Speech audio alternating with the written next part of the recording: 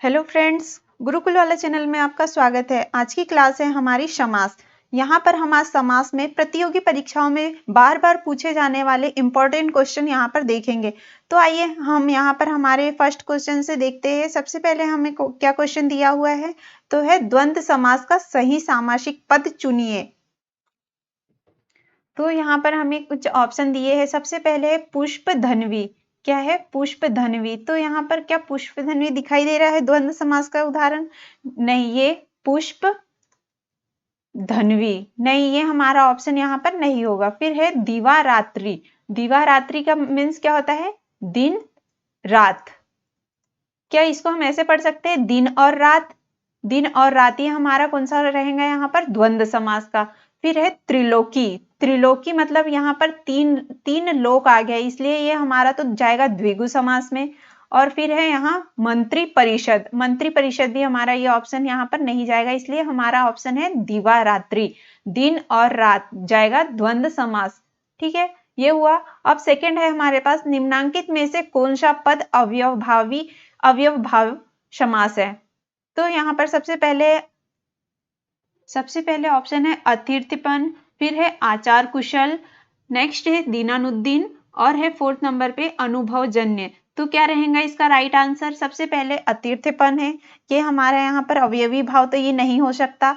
फिर है आचार कुशल। क्या ये आचार कुशल हमें दिख रहा है क्या अवयवी का?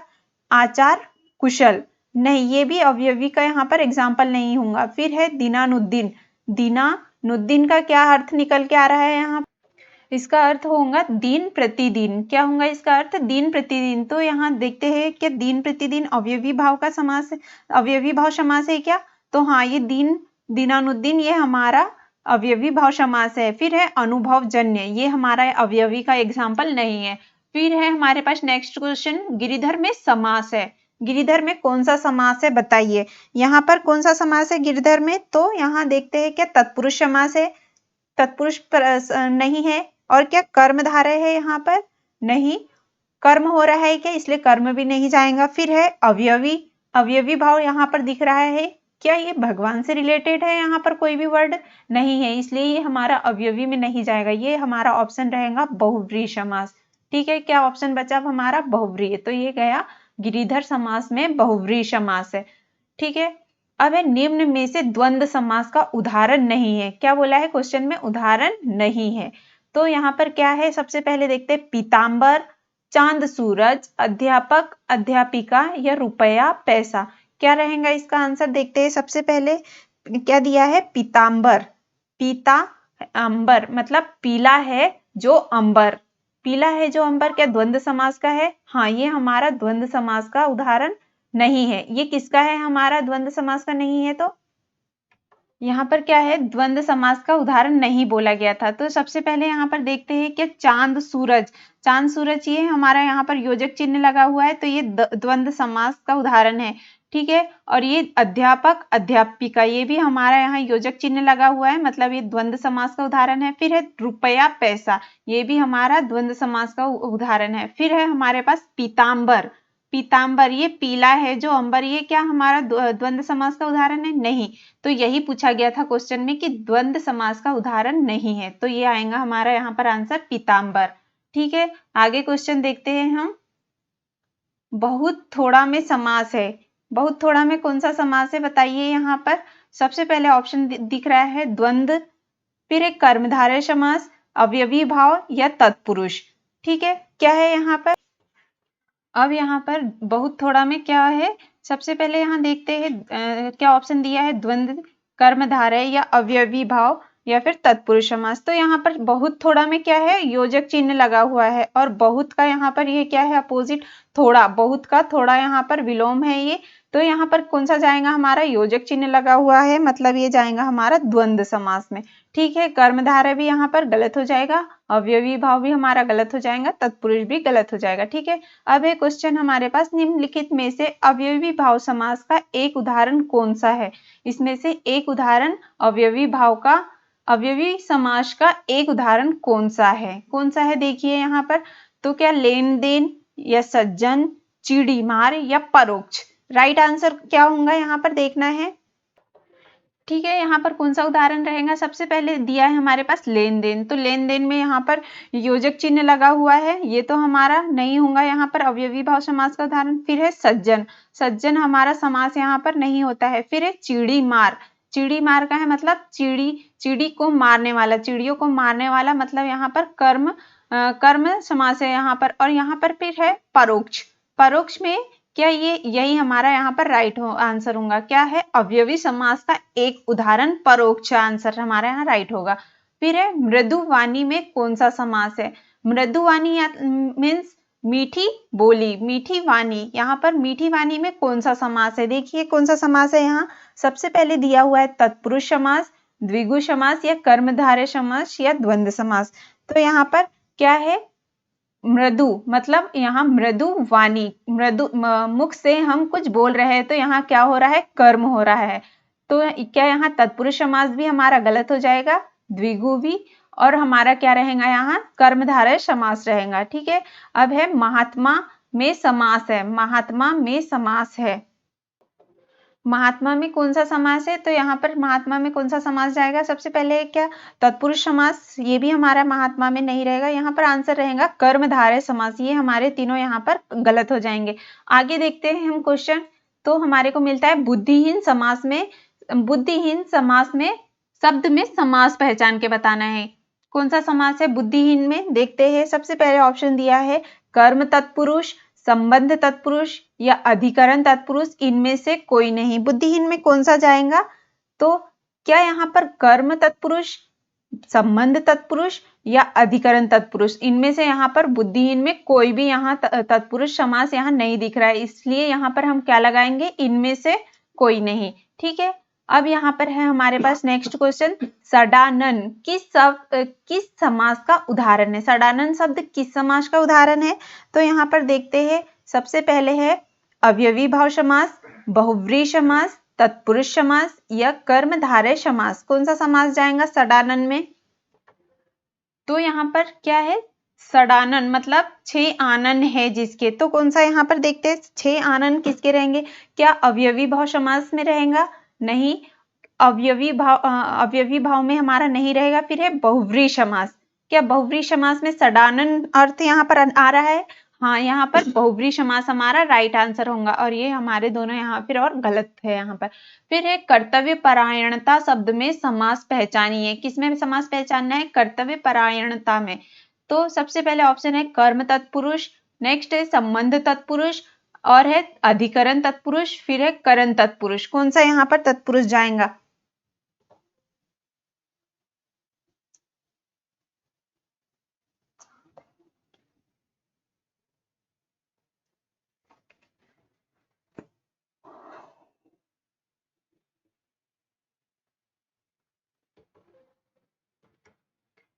कर्मधारय समास नहीं है, तो किसमें कर्मधारय समास नहीं है? सबसे पहले हमारे पास है चंद्रमुख, चंद्रमुख यहाँ पर ये इसमें कर्म हो रहा है, ये तो हमारा कर्मधारय समास का उदाहरण है। अब मृगनयन, मृगनयन भी कर्मधारय समास का ही उदाहरण है, यहाँ भी कर्म हो रहा है। दोपहर, ये हमारा कर्मधारय समास का उदाहरण नहीं है। नराधम, इसमें भी कर्म हो रहा है, ये भी कर्मधारय समास का उदाहरण है। क्या आंसर रहेगा हमारा यहाँ पर? दोपहर।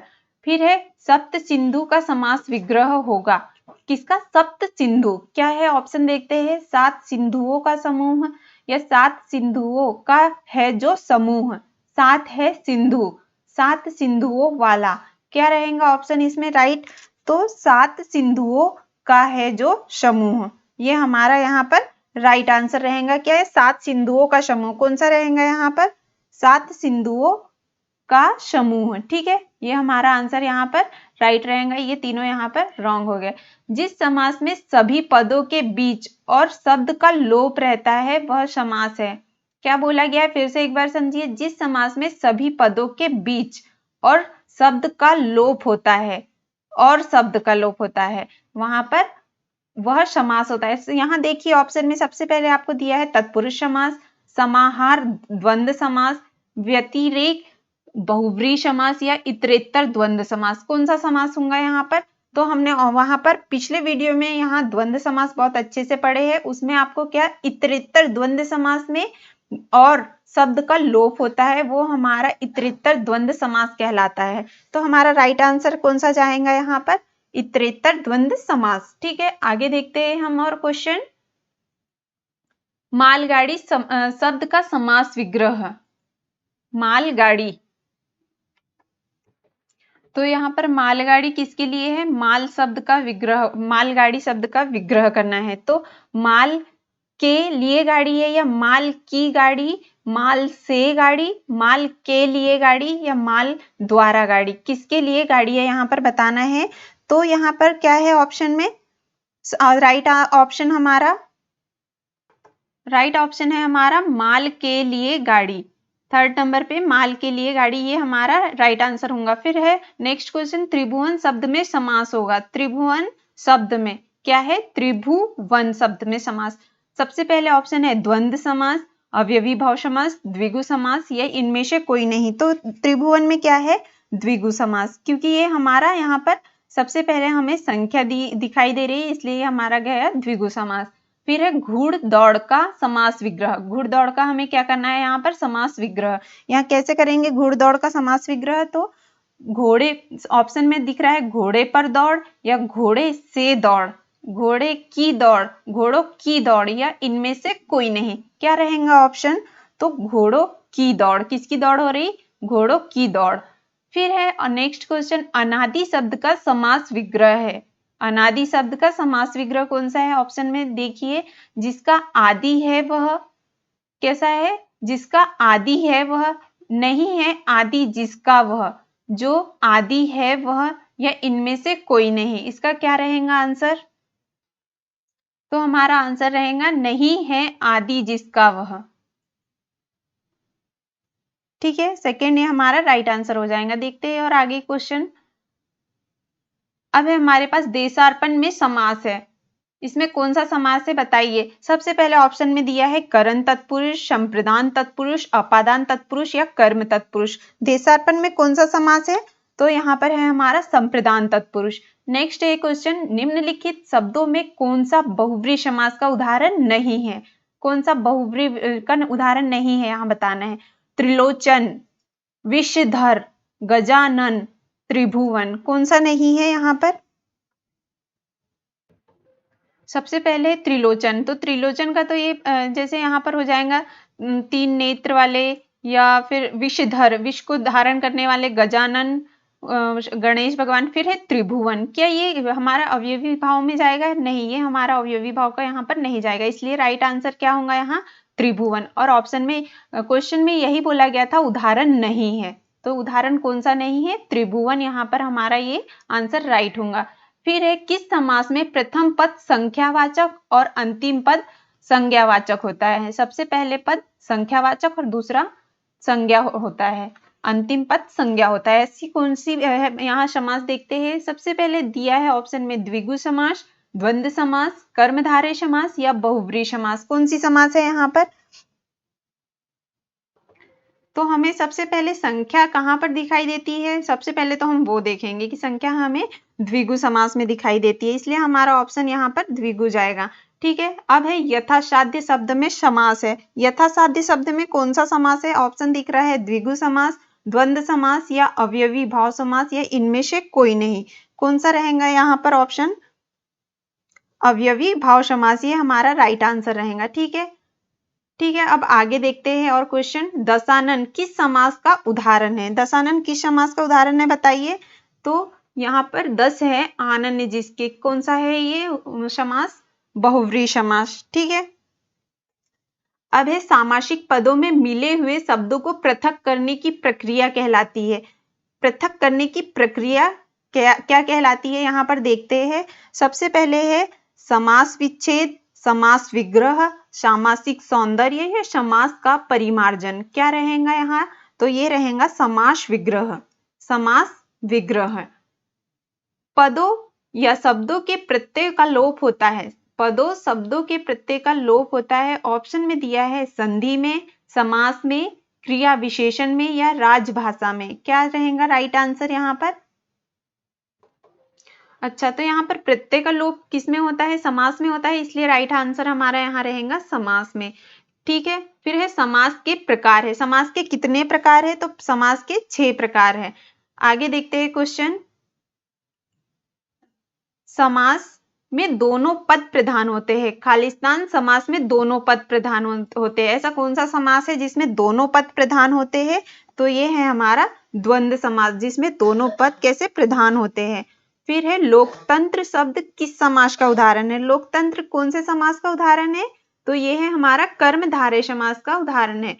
फिर है गर्भ शून्य में समास है, गर्भ शून्य में कौन सा समास है, तो करण तत्पुरुष समास है। निम्न विकल्पों में कौन सा एक विकल्प कर्मधारय समास का उदाहरण है, सबसे पहले ऑप्शन है मुखचंद्र, दाल भात, पंचतंत्र या दानवीर। क्या रहेगा इसका राइट आंसर, मुखचंद्र। मुखचंद्र ये हमारा कर्मधारय समास का उदाहरण है। ठीक है, और देखते हैं आगे क्वेश्चन। निम्न विकल्पों में कौन सा एक विकल्प अवयवी भाव समास का उदाहरण है, यहाँ पर सबसे पहले ऑप्शन में है जनप्रिय, बेकाम या दयाद्र, आग पानी। कौन सा ऑप्शन है यहाँ पर, तो ये रहा हमारा यहाँ पर राइट आंसर बेकाम।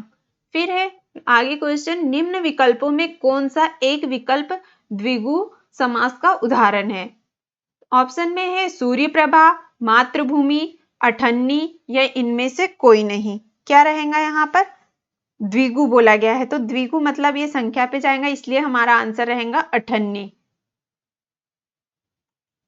आगे क्वेश्चन है, द्वंद्व समास के दोनों पदों पर संज्ञाएं होती है, इनमें सभी पद प्रधान होते हैं, परंतु जहां योजक चिन्ह नहीं लगता वह खालिस्तान समास होता है। कौन सा समास होता है जिसमें योजक चिन्ह नहीं लगता है यहाँ पर, तो कौन सा समास है वो बताइए ऐसा यहाँ पर, तत्पुरुष समास। ठीक है, ये हमारे तत्पुरुष समास यहाँ पर राइट आंसर होगा। फिर है किस समास में को चिन्ह का लोप होता है, किसका, कौन से चिन्ह का, को चिन्ह का लोप होता है, तो वो कौन सा रहेगा को चिन्ह, देखते हैं यहाँ पर करण तत्पुरुष, कर्म तत्पुरुष या संबंध तत्पुरुष या फिर अपदान तत्पुरुष, कौन सा रहेगा यहाँ, तो वो रहेगा हमारा यहाँ पर कर्म तत्पुरुष।